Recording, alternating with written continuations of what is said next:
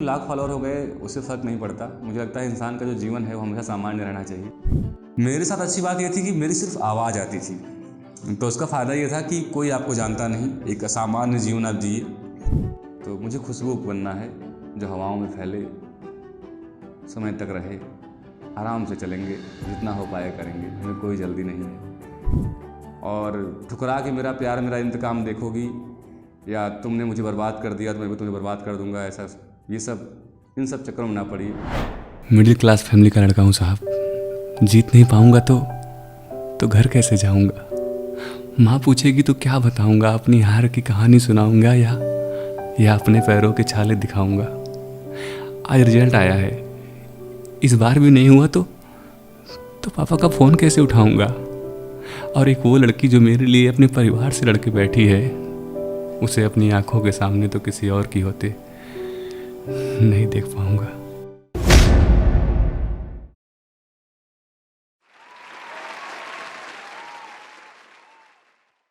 अपने बारे में जब भी कोई कहता है अपने बारे में बताइए, तो मैं बहुत कंफ्यूज हो जाता हूँ कि मैं बताऊँ क्या। बेसिकली मैं यूपी से हूँ। मेरा जो असली नाम है वो है राहुल यादव। वो जो चैनल है मेरा राहुल आशिकी वाला, जिस पे मैं दो दो लाइनें करके डिजिटल इमोशन को कन्वर्ट किया, जिसकी वजह से मैं राहुल से राहुल आशिकी वाला हुआ। अब तक तो यही पहचान है। इतना ही मेरे बारे में आप जान सकते हैं। आगे मैं क्या करूँगा क्या नहीं करूँगा वो आपके सामने आता रहेगा। फिलहाल तो इतनी ही पहचान है कि मैं राहुल यादव से राहुल आशिकी वाला हुआ। बचपन बचपन वैसा ही रहा मेरा जैसा एक मिडिल क्लास सामान्य लड़के का होता है। प्राइमरी स्कूल से पढ़ा और सिनेमा का मतलब था, फिल्मों में इंटरेस्ट बहुत पहले से था। मतलब घर से जिसके यहाँ भी टीवी होती थी गांव में, उसके यहाँ जाके फिल्में देखता था। और तब तो इतना ही पता था कि ये जो फिल्मों वाली दुनिया है ये रियल है, अगर हीरो मार खा रहा है तो ये सच में मार खा रहा है। बचपन में बस इतना याद है कि फिल्मों में बड़ा इंटरेस्ट था। बस इतना ही याद है। और शायद ये इतना ही याद इसलिए है क्योंकि शायद यही चीज़ थी जो मुझे कंटिन्यू रखनी थी।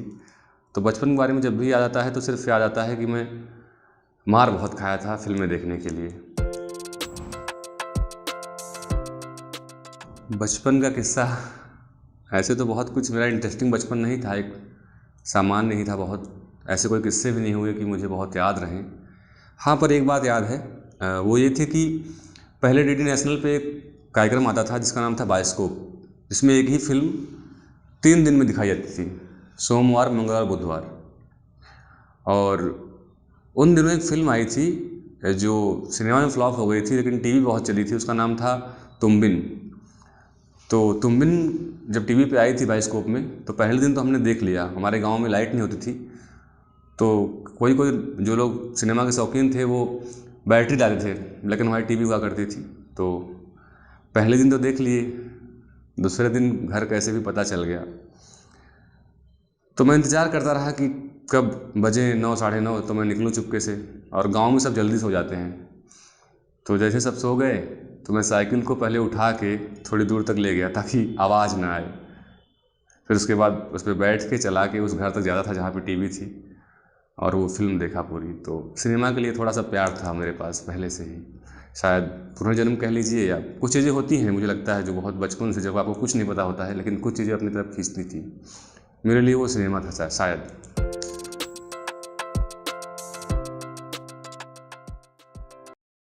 घर में किसने सबसे ज़्यादा इंस्पायर किया, जब भी ये बात आती है, कई बार दोस्त भी पूछ लेते हैं और लोग भी पूछ लेते हैं, तो मुझे मेरी सिर्फ दादी आ जाती हैं। जो क्योंकि मैं घर का बड़ा बेटा था तो दादी के बहुत करीब था।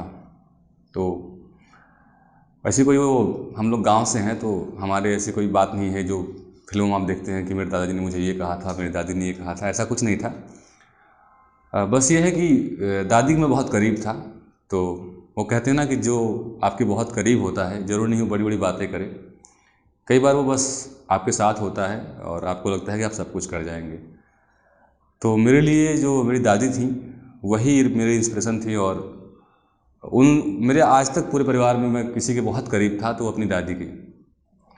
तो वो कभी कभी एक बात कहा करती थी भोजपुरी में कि हमारे घर जो हमारा जो घर है और वहाँ ऊपर एक लक्ष्मी माँ की मूर्ति बनी हुई है।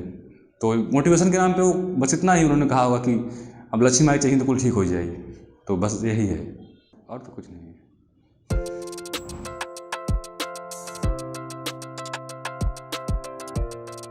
सोशल मीडिया पे आने से पहले की लाइफ बहुत सामान्य थी, अभी मैं बहुत सामान्य हूँ और आगे भी बहुत सामान्य रहना चाहता हूँ। क्योंकि सोशल मीडिया आपको बहुत कुछ दे सकती है तो आपका बहुत कुछ छीन भी सकती है। ये एक मेला है जहाँ बहुत सारी आवाज़ें हैं, बहुत अनवांटेड आवाज़ें हैं, तो आपको बहुत संभल के चूज करना है कि आपको इस मेले से क्या सुनना है, क्या खाना है, क्या नहीं खाना है। तो मैं ये जानता हूँ कि सोशल मीडिया भले आपसे वन टच अवे है और आप वन टच अवे हैं, लेकिन ये एक बहुत बड़ा ड्रग्स है अगर आप इसको सही तरीके से इस्तेमाल नहीं करते। क्योंकि सबसे वैल्यूएबल है टाइम, और टाइम का सदुपयोग करना बहुत ज़रूरी है। और आजकल हमारे यूथ खुद में सोशल मीडिया पे बहुत ज़्यादा अपना कीमती समय गंवा देते हैं हम लोग। हालांकि मैं खुद क्रिएटर हूँ, मुझे ऐसा नहीं कहना चाहिए, लेकिन हाँ मैं ज़रूर कहना चाहूँगा कि सोशल मीडिया से थोड़ा बच के रहें और संभल के रहें। क्योंकि कई बार ये जहर बोने का भी काम कर रहा है। कुछ ऐसा कंटेंट आप देख रहे हैं, कुछ एक ऐसी बात सुन रहे हैं जो आपकी फील्ड से बिल्कुल अलग है और वो आपको एक अलग डायरेक्शन में ले जा सकता है। तो बहुत संभल के, किसी ने कहा है कि क्या आप खाते हैं, क्या आप सुनते हैं और कैसे लोगों के आसपास रहते हैं, इन सब से आपके व्यक्तित्व का निर्माण होता है। तो बहुत संभल के रहिए सोशल मीडिया से।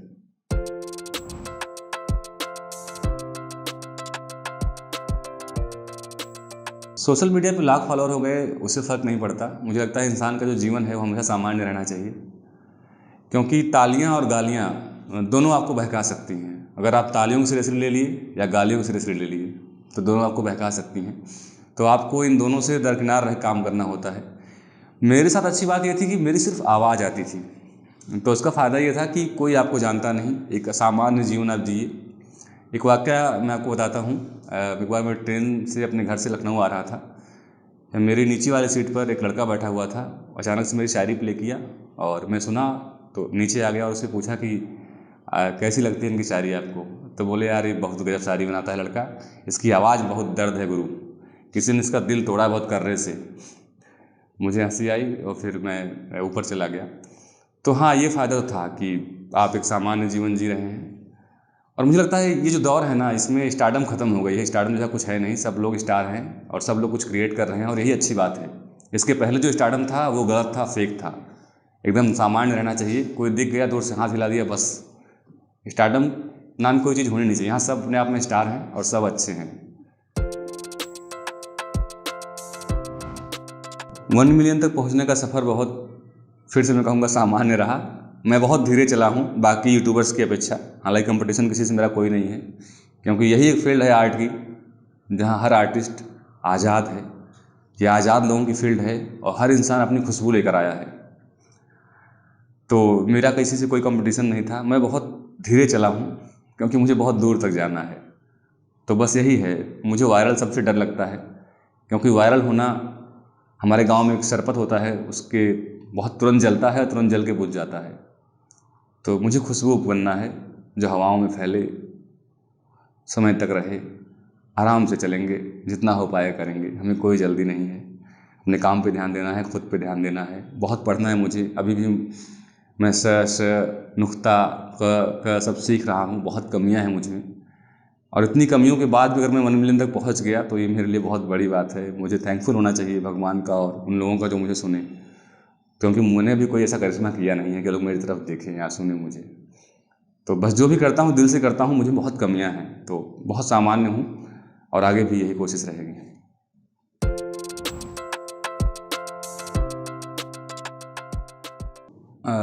रही बात अपने फॉलोअर्स से या सब से, मेरा एक मैसेज है खास करके जो मेरा कंटेंट है प्यार मोहब्बत को लेकर, सैड शायरी को लेकर। वो सिर्फ इसलिए है कि मैंने देखा है लड़कों को दिल टूटने के बाद या कहिए ब्रेकअप के बाद बहुत चीज़ों को इमोशनली हैंडल करते हैं। हालांकि वो वक्त थोड़ा टफ होता है। बस मेरा मानना ये है, या ऐसा कंटेंट मैं इसलिए क्रिएट करता हूँ कि उन्हें एक सहारा मिले और वो आगे बढ़े। इसीलिए आज तक अपनी शायरी में मैंने शराब, सिगरेट, इन सब का यूज नहीं किया, बेवफा शब्द का यूज नहीं किया। क्योंकि मेरा मानना है कि जीवन एक यात्रा है और आप एक ट्रेन में हैं। कोई आता है पैसेंजर, आपको अच्छा लगता है, आपसे बात कर लेता है, लेकिन उसका स्टेशन आ जाता है तो वो उतर जाता है। लेकिन आपको अपनी यात्रा जारी रखनी है। तो बस यही है, जिससे प्यार कीजिए, वो चला गया तो कोई बात नहीं, उसके लिए दुआ कीजिए और उसके बाद जो आपके जीवन में आएगा उससे प्यार कीजिए। और ठुकरा के मेरा प्यार मेरा इंतकाम देखोगी, या तुमने मुझे बर्बाद कर दिया तो मैं भी तुम्हें बर्बाद कर दूंगा, ऐसा ये सब इन सब चक्करों में ना पड़िए। जीवन इससे बहुत कीमती है। प्यार है, प्यार से प्यार कीजिए, जिससे प्यार हो गया उसको प्यार कीजिए, लेकिन उसकी तरह नफरत, ठुकरा के मेरा प्यार मेरा इंतकाम देखोगी, इन सब चीज़ों में ना पड़िए। प्यार को प्यार की तरह लीजिए, बस।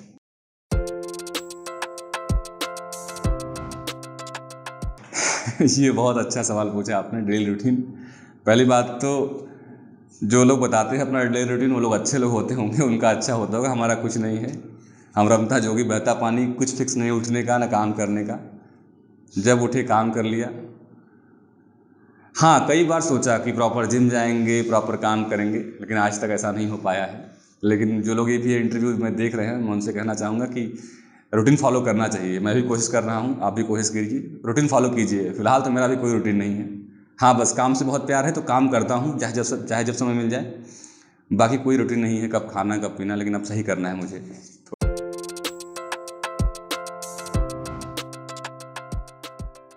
नए यूट्यूबर्स या नए क्रिएटर्स के लिए, वो किसी प्लेटफॉर्म के हों, पहली बात तो मैं इस लायक खुद को नहीं समझता मैं कोई टिप दूँ। लेकिन हाँ, एक बात ज़रूर कहना चाहूँगा कि पहले खुद को पहचानें कि आपका पोटेंशियल किस वे में है। और इसके दो तरीके हैं, या तो आप अपने आप को अच्छे से जानते हो, या अलग अलग एक्सपेरिमेंट कीजिए। जहाँ अच्छे होंगे आप, पता चल जाएगा आपको। और जैसे ही आपको पता चलता है कि आप किस फील्ड में बेस्ट हैं या किस टाइप के कंटेंट में बेस्ट हैं, आप किस डोमेन पे आप अच्छा काम कर सकते हैं, वो चूज कीजिए और उसे कंटिन्यू कीजिए। एटलीस्ट 6 से 7 महीने कंटिन्यू कीजिए। और कुछ टेक्निकल टर्म्स सीखिए कि क्या टैग होते हैं, क्या टाइटल होता है, क्या थंबनेल होता है, क्योंकि टेक्नोलॉजी को समझना बहुत ज़रूरी है। आप अच्छे हैं, कंटेंट में अच्छे हैं, टेक्नोलॉजी को समझिए और दोनों का समन्वय बैठाइए। मैंने कहीं पढ़ा था, प्रतिभा परिस्थिति, अगर ये दोनों मिलती हैं, समन्वय होता है इनका, तब आगे बढ़ते हैं आप। और आजकल हो गया है प्रतिभा, परिस्थिति और टेक्नोलॉजी।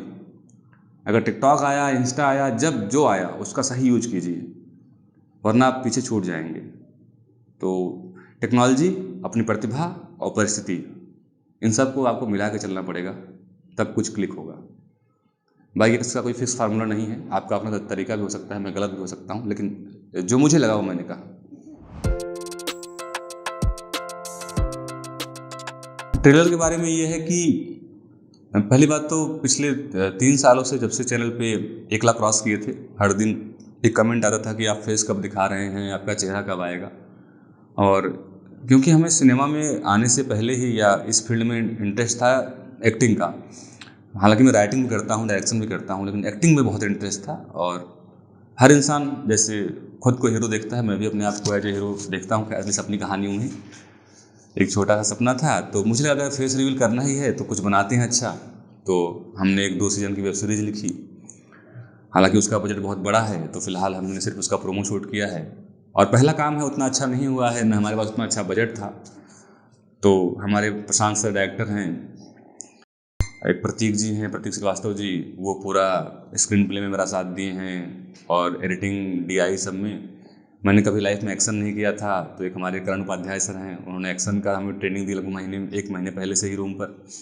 तो जो हमसे हो पाया वो हमने किया। हमारे संतोष सर ने को प्रोड्यूस किया, बाकी लोगों ने मिल के, रॉयल ग्रुप के देवेश श्रीवास्तव, जितेश अग्रवाल, आनंद तिवारी, मतलब एक सबका नाम नहीं ले पाऊंगा, एक बहुत बड़ी टीम है जिनके समन्वय से ये पॉसिबल हो पाया है। और आगे हम बेहतर करेंगे। मैं खुद पे भी बहुत काम कर रहा हूँ, मुझ में बहुत कमियाँ हैं।